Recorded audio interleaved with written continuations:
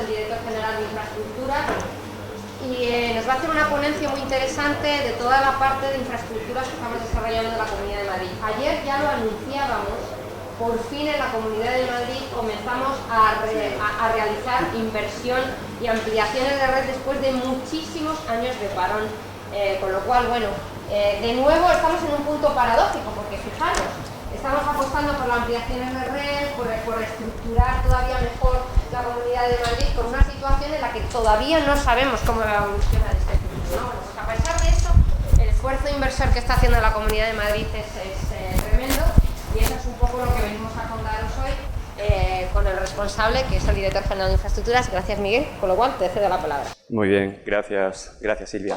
Bueno, para que nos pongamos un poco en situación en la Comunidad de Madrid y cómo estamos organizados, realmente es un poco como la organización del curso de esta mañana. El Consorcio Regional de Transportes es el ente planificador, es el que organiza las grandes líneas estratégicas de hacia dónde tiene que ir la comunidad. La Dirección General es la que, una vez que se establecen esas líneas, hace los estudios concretos de planificación, estudios informativos, proyectos constructivos, y ejecuta las obras.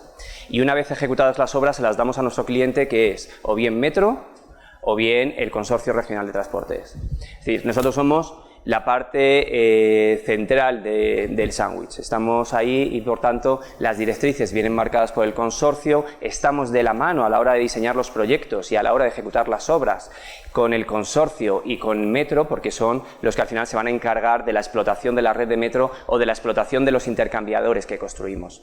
Por lo tanto, si la ponencia de Luismi era relacionada y estaba enmarcada en lo que es la planificación, en cómo se mueven los modos, y la de Silvia va a ir más en la línea de la explotación, la mía, como no puede ser de otra manera, tiene que ir enmarcada en el valor de las infraestructuras. ¿Cómo? Y la quiero estructurar de esta manera. ¿Cuánto se ha invertido en infraestructuras públicas de transporte? ¿Cuál es el valor de esas infraestructuras públicas del transporte? ¿Cuáles son los condicionantes que van a marcar en qué infraestructuras del transporte hay que invertir y por qué, independientemente de que el consorcio marque unas líneas maestras? ¿Y en qué infraestructuras vamos a invertir ya en la Comunidad de Madrid? Entonces, con respecto a la primera, ¿cuál es el valor de nuestras infraestructuras del transporte? Bueno, el valor de nuestras infraestructuras del transporte es absolutamente enorme. Nosotros, el Reino de España, con la entrada en 1985 en la Unión Europea, tuvo que hacer un esfuerzo inversor importantísimo. Tanto es así que en el periodo 85-2000 invirtió más de 165.000 millones de euros en infraestructuras de transporte público de transporte, y en el periodo 2000-2020 260.000 millones. Eso es lo que hemos invertido de 1985 al 2020. Luego veremos cuánto, depende, según distintos estudios, cuánto falta por invertir. Pero de momento, a fecha de hoy, se han invertido 165.000 en un periodo y 260.000 en el otro. ¿Quién ejecutó estas inversiones? Fundamentalmente el Estado, con un 36% o sus entes asociados, AENA y ADIF. Las comunidades autónomas invirtieron aproximadamente un 20% y las entidades locales un 8%. ¿Y quién financió estas infraestructuras? Pues fundamentalmente el Reino de España, con un 77%. Bueno, aquí pone Banco de España y Banco de Europa, pero es un 77% España, y Europa, a través de los mecanismos de financiación, los fondos FEDER en el periodo 2000-2020, financió en torno a un 23%, es decir, en torno a 50.000 millones de los 260.000 millones. ¿Y qué produce eso en el sector de las infraestructuras, en el sector de la construcción? Bueno, pues esto supone una cuota de 1,2 millones de empleo relacionados con el transporte, relacionados con la obra civil. 850.000 empleos directos año y 350.000 empleos indirectos años, de media, con todo este volumen inversor que hemos tenido desde 1985 hasta el momento actual. ¿Y cuánto supone esto con respecto al PIB? Bueno, pues aquí vemos grandes oscilaciones. Tenemos, en el año 70 teníamos entre el 2 y el 3, en el año 92, en torno al año 92, que hubo que hacer unas grandes inversiones, llegamos al 5,8, luego hubo un bajón y luego a partir del 2007-2008 un 5,2 y ahora otra vez caído en picado. O sea, Viendo esto, tenemos unos máximos históricos del 5,8 en el 92 y de 5,2 en el 2008 y un mínimo histórico de apenas el 2% en el año 2015. Esto hace ver que la verdad es que tenemos poca regularidad en la inversión con respecto al Producto Interior Bruto de España. ¿Cómo hacen los países que nos rodean? Y lo comparamos con los grandes países a los que nos podemos asemejar, que son Francia, Inglaterra, Alemania, Italia. Y Europa, bueno, pues aquí lo tenemos. Ellos tienen una línea más constante de inversión. España, la verdad, es que oscilamos mucho. Aquí se puede ver nuestro enorme carácter latino. Cuando subimos, subimos mucho y cuando bajamos, bajamos mucho. Frente a los sajones, que tienen una idea una tendencia más constante, más lineal de lo que tienen que invertir. No tienen tantas modificaciones, no es tan voluble y no está tan sujeto a la coyuntura socioeconómica del entorno. ¿Qué ocurre en las crisis económicas? ¿Cómo nos comportamos y cómo se comportan nuestros vecinos? Cogiendo como referencia la del 2008, que se materializó en el 2012, ¿cómo se invierten esas infraestructuras públicas?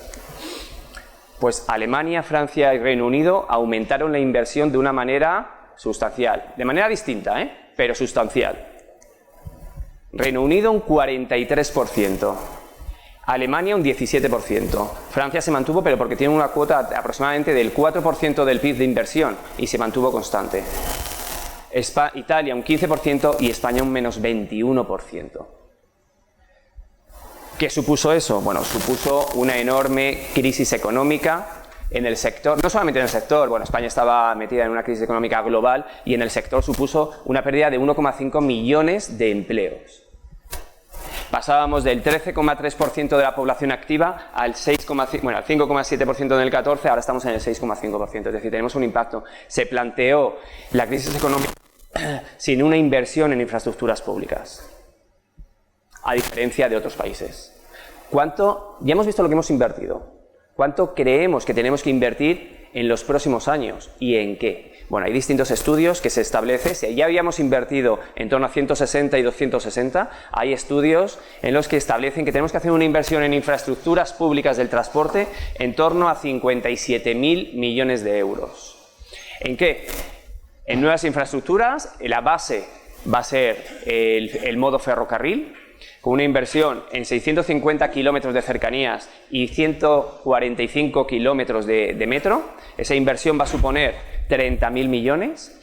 En vías interurbanas, en las que el 30% van a ser en vías estatales con una intensidad media diaria alta y el resto en vías de las comunidades autónomas, y en vías urbanas en las zonas en las que son de baja de ¿Y qué supone este incremento de inversión en una relación beneficio-coste?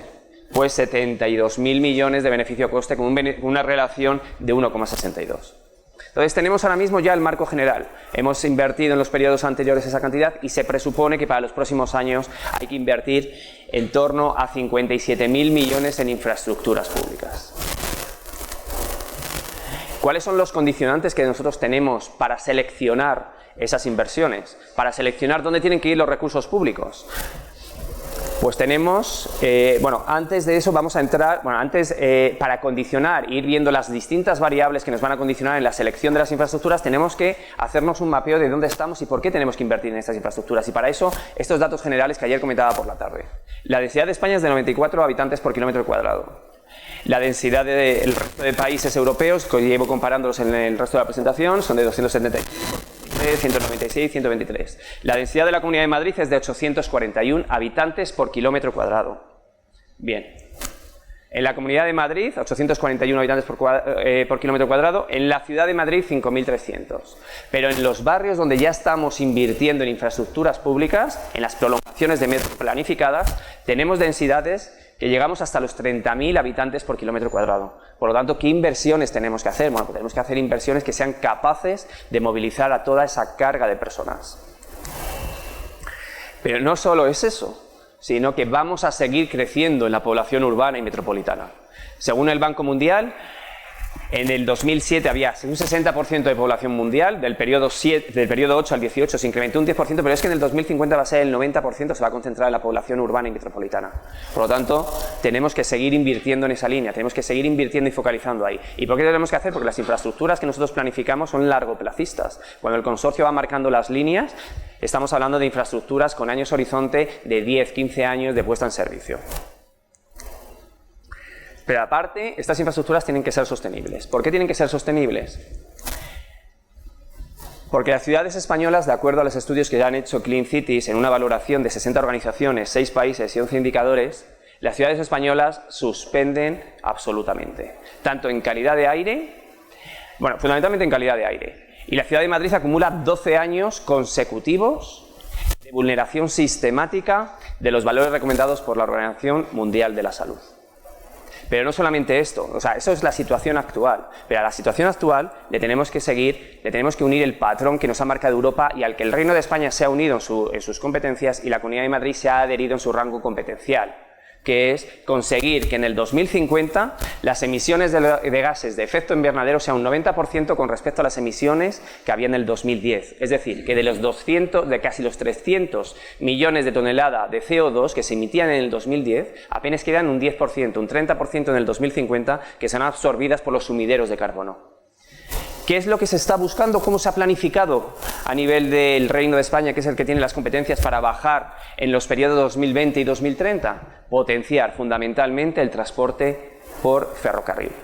Se quiere duplicar en el 2020 el transporte de ferrocarril, o se está apostando en el 2030 por duplicar el transporte de ferrocarril con respecto al actual y triplicar el transporte por ferrocarril de pasajeros en el 2050. Con respecto a mercancías, el objetivo es más modesto, es únicamente un 5%, llegar a un 5% del transporte por mercancías en el 2050 y conseguir el acceso a los puertos mediante vía de ferrocarril. Hay una apuesta directa por el transporte público en vía ferrocarril para reducir los gases de efecto invernadero. Tengan en cuenta que el 30% de los gases de efecto invernadero vienen por los medios de transporte y de esos el 90% es CO2. O sea, tenemos que actuar directamente en los modos de transporte. Por lo tanto, para conseguir infraestructuras que sean rentables, que sean eficientes y que sean sostenibles, tenemos que apostar por un transporte público colectivo de alta capacidad. Y ese transporte colectivo público de alta capacidad tiene un nombre, según las competencias. Cercanías para el Ministerio y para la Comunidad de Madrid se llama Metro. ¿Cómo de rentable son las infraestructuras de metro? ¿Sabemos hacer infraestructuras de metro rentables? Absolutamente sí. Hay un estudio de Real Technology en el que establece cuáles son los costes medios de acuerdo a la experiencia de la construcción del metro. Para ellos se han valorado 35 proyectos nacionales e internacionales y donde se establece que el precio medio establecido, el coste medio de las infraestructuras ferroviarias de las obras acometidas por España, debido a su experiencia, está en torno a 82 millones por kilómetro cuadrado. En los países en desarrollo 102 y en los países que están desarrollados 186 millones por kilómetro cuadrado. O sea, sí sabemos hacer metro de una manera rentable, de una manera eficiente. Por lo tanto, ¿y cuánto ha supuesto esa inversión en los años anteriores, en los años del periodo 95 a 2011, donde se duplicó el metro? Bueno, pues ha hecho un aumento de un 51% con respecto a los viajeros que se movilizan por Madrid y un 39%, casi un 40% en Barcelona. ¿Cuánto va a suponer el aumento en el 2030, que es cuando tenemos nuestra planificación? Bueno, nosotros aumentaremos aproximadamente de 302 estaciones a 337 y de 300 kilómetros a 340. Esta es nuestra línea de planificación. Veremos cuánto aumentamos, si es un 50, es un 20, es un 25. Pero en la realidad, el estado del arte nos dice que una apuesta por el transporte público, una apuesta rentable y eficiente por el metro, hace aumentar considerablemente los viajeros movidos. Pero aparte es muy eficiente. Hay estudios en los que dicen que este aumento del 51% ha supuesto en España un ahorro de 13.000 millones de euros en costes externos, derivados de la congestión, los accidentes y la contaminación atmosférica fundamentalmente. 13.000 millones de euros. Por lo tanto, una vez analizada esta situación, nosotros tenemos que invertir absolutamente en este tipo de transportes. ¿Por qué? Porque son sostenibles, son inteligentes y son competitivos. Son sostenibles porque son modos de transporte que reducen el uso de combustibles, combustibles fósiles. Y con eso cumpliríamos el objetivo del 2050 de reducir un 90% de los efectos de gases invernaderos con respecto al 2010. Son inteligentes y tenemos que apostar por un transporte público inteligente donde podamos ofrecer al viajero una alternativa rápida, fiable, en la que pueda elegir inmediatamente cuál es el modo de transporte que él quiere, con las aplicaciones que se están desarrollando. ¿Por qué? Porque el transporte, como he mencionado y como mencionamos absolutamente en todos los foros, el transporte ya no se mide en kilómetros, se mide en tiempo. El viajero tiene que ser capaz de poder elegir en cada momento qué tipo de transporte le beneficia en función del momento donde quiere viajar, el sitio al que quiere viajar. Y por supuesto tiene que ser competitivo. Si no somos competitivos, si no ofrecemos una alternativa real al vehículo, conseguir pasar del binomio 50-50 al binomio 80-20, que es el objetivo que se está planteando para los grandes desarrollos urbanísticos que nacen de cero, como es Madrid Nuevo Norte. Madrid Nuevo Norte se está gestionando, se está gestando desde el principio para que el transporte público sea capaz de mover un 80 y un 20, y nosotros queremos intentar trasladar, deslizar todo lo posible las zonas consolidadas de la ciudad de Madrid a un binomio 80-20. ¿En qué infraestructuras públicas vamos a invertir? Viendo todo esto, viendo en qué se ha invertido, cuáles son las prognosis que hay de inversión para un futuro, esos 57.000 millones, pero concretamente en la Comunidad de Madrid, y viendo que tenemos que invertir en infraestructuras que sean resilientes, rentables y sostenibles. Pues estas son la planificación que la Comunidad de Madrid ha hecho para el 2030, 8 años vista, en distintos momentos temporales. Tenemos una inversión o tenemos una planificación de 4 prolongaciones de línea. En primer lugar, la prolongación de la línea 3. Con la prolongación de la línea 3, lo que pretendemos es dar un canal de entrada potente a los municipios de la zona sur. En los municipios de la zona sur, que ahora mismo tienen la línea como modo de transporte, que son Leganés, Fuenlabrada, Móstoles, Alcorcón y Getafe, viven aproximadamente 1,2 millones de habitantes. De esa manera no solamente tendremos un canal al oeste para entrar en la red de metro, sino otro canal al este de la red de metro, de la línea 12, y podrán entrar directamente. Es una obra relativamente sencilla, de apenas 2 kilómetros, pero que tiene una rentabilidad socioeconómica, tiene un TIR de aproximadamente 9,3%. Es decir, es altamente rentable. Esta obra es financiada por el Mecanismo de Recuperación y Resiliencia, y la obra se inició en febrero de este año, con un plazo de ejecución de 22 meses. Esta obra ya está en marcha. Otra obra muy interesante que ahora mismo está en redacción de proyecto constructivo y cuyo proyecto se va a terminar este año es la prolongación de la línea 5. Es una prolongación relativamente sencilla, también en kilómetros, similar a la línea 1, de apenas 2 kilómetros, y lo que va a permitir es dar una entrada nueva al aeropuerto de Madrid-Barajas. El aeropuerto de Madrid-Barajas se está transformando absolutamente. El Ministerio, el MITMA, lo que quiere configurar en el aeropuerto no es que sea un aeropuerto convencional, sino un hub de transportes. Se va a llevar de manera anecdótica y de manera puntual el AVE al año que viene, en el 2023, pero la idea es que todos los trenes que puedan entrar a Madrid o a Atocha o a Chamartín puedan ir al aeropuerto y de esa manera minimizar los vuelos regionales. El aeropuerto se está configurando para ser un hub de transportes de vuelos internacionales y que los vuelos regulares se vayan minimizando en favor de la alta velocidad. Entonces, tenemos que potenciarlo de esa manera. ¿Por qué llevar la línea 5? Bueno, pues porque apenas estamos a 2 kilómetros, porque la línea 5 vertebra toda la ciudad de Madrid. ¿Llega el metro al aeropuerto? Sí, pero llega con una línea muy ejecutiva, con la línea 8. La línea 8 es una línea muy rápida, muy ejecutiva, pero que va del aeropuerto a nuevos ministerios. Queremos introducir la ciudad de Madrid con una línea larga, pero que vertebra toda la ciudad y que interconecta con 10 de las 11 líneas, absolutamente de la ciudad de Madrid, con una obra relativamente sencilla. ¿Dónde nos vamos a implantar? En la huella del nuevo edificio procesador que AENA está organizando para unir las terminales 1, 2 y 3. De tal manera, estamos completamente coordinados con ellos. AENA tiene un plan para el DORA siguiente, no para el DORA actual, para el DORA 2732, en el que va a configurar todo el aeropuerto y va a hacer que las terminales actuales, 1, 2 y 3, se conviertan en modo aire y crea un nuevo edificio tipo T4 en el que se configure todo el lado tierra. Nosotros ya estamos planificándonos con ellos y vamos a configurar la estación en ese lado tierra futuro. Estamos coordinando ambos proyectos. Esta obra nosotros habíamos propuesto que se financiara con fondos FEDER. Sin embargo, los fondos FEDER, la Comisión Europea no es partidaria de seguir invirtiendo en infraestructuras, como sí lo hizo, como os he comentado, en el periodo 2000-2022 y menos para la región de Madrid, que la considera como muy desarrollada. Sin embargo, esta inversión, porque en el periodo 2000-2020 nosotros hemos tenido fuertes inyecciones de dinero derivadas de los fondos FEDER.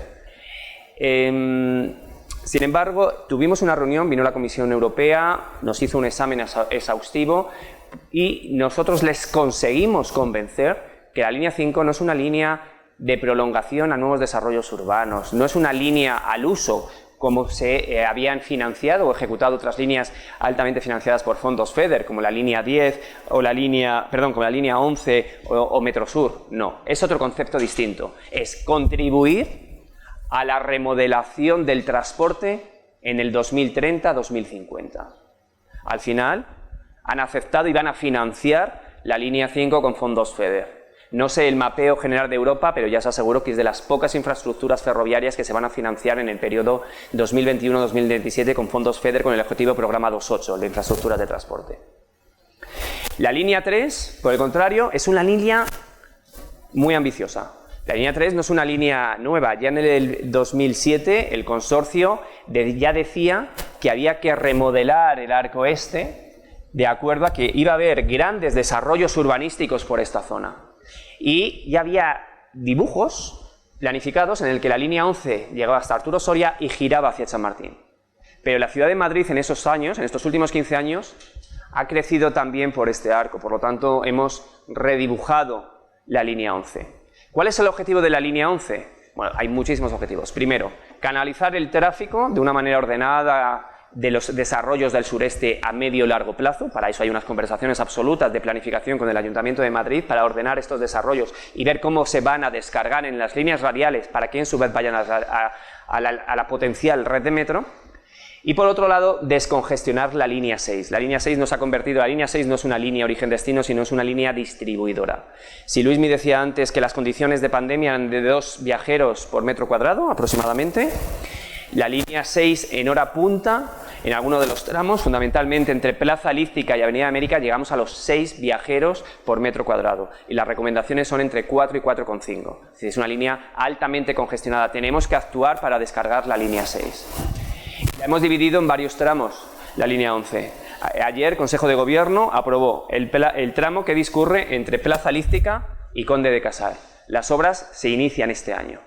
Ahora mismo vamos a adjudicar la redacción del proyecto que empezará en septiembre del arco norte de Mar de Cristal con Valdebebas. Y estamos licitando la redacción del último tramo y del tramo central.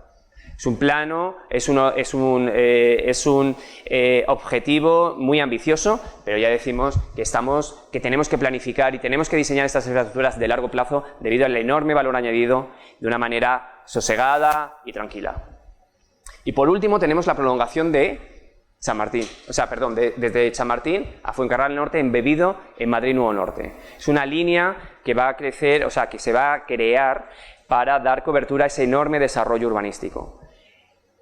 Esta línea se va a diseñar, a planificar y a proyectar como la primera línea automática de la red de metro. El 100% de la red actual es red convencional, actualmente con GUA 2, y vamos a diseñar y planificar esta línea como si fuera, para que se pueda operar como línea automática. ¿Qué conseguimos con eso? Bueno, pues lo que conseguimos es la digitalización, la modernización de la red. No solamente a nivel de usuario, de calidad, sino también a costes. Aproximadamente, actualmente, hay en torno a 1000 kilómetros en el mundo que se operan de manera automática. En 42 países, 64 líneas. Es decir, no estamos haciendo grandes novedades, lo que estamos haciendo es implantándolo con tranquilidad en la red de metro. Hay un estudio en París que tienen ambas líneas, donde se establece, en un estudio que se ha hecho en sobre 12,5 kilómetros de línea, que una línea automática puede suponer un ahorro aproximadamente de la mitad de los costes de operación en gastos de energía por los acelerones, frenados. Es decir, es una línea automática, es una línea que va a dar mayor confortabilidad, pero que va a suponer también una reconstrucción, una reconfiguración interna de cómo tenemos que quedarnos nosotros. Y por otro lado tenemos otras grandes inversiones que tenemos que hacer. Por un lado están las prolongaciones de línea, que este es el mapeo que queremos tener para el 2030, quizá con alguna interferencia más, con alguna aportación más, pero bueno, este es el mapa que estamos planificando para el 2030. Y con respecto a los intercambiadores, actualmente hay 5 grandes intercambiadores en las 7 entradas que hay de Madrid. Plaza Castilla, Moncloa, Príncipe Pío, Plaza Elíptica y Avenida América. Hay 2 quesitos, la A3 y la A4, que no tiene grandes intercambiadores. Los intercambiadores están dirigidos fundamentalmente a ese 1,5 millones de personas que viven en las afueras de la ciudad de Madrid o del área metropolitana y, como ha dicho Luismi, puede que vayan a más. O sea, nosotros tenemos que dar una oportunidad de movilidad a todo el mundo. Si bien el área metropolitana de la ciudad de Madrid, obviamente tenemos que invertir en infraestructuras caras, pero con una enorme rentabilidad, en aquellas zonas tenemos que invertir en aparcamiento de disuasión, en autobuses interurbanos y en una infraestructuras que sean competitivas en los modos intermodales. Y para ello necesitamos los intercambiadores a las entradas de Madrid. Tenemos planificado 4 intercambiadores más. El intercambiador de Valdebebas, que empieza el 1 de agosto, es un intercambiador que efectivamente no está en una entrada, pero que va a dar soporte a una zona de crecimiento con la Ciudad de la Justicia y que va a organizar un poco la forma de transporte en esa zona. El intercambiador de Chamartín, que dará apoyo a los grandes desarrollos de Madrid Nuevo Norte y que actuará de manera conjunta con el de Plaza Castilla. No será un intercambiador, no serán 2 intercambiadores, sino que será un único intercambiador con varias estaciones, porque estarán conectados mediante túneles subterráneos.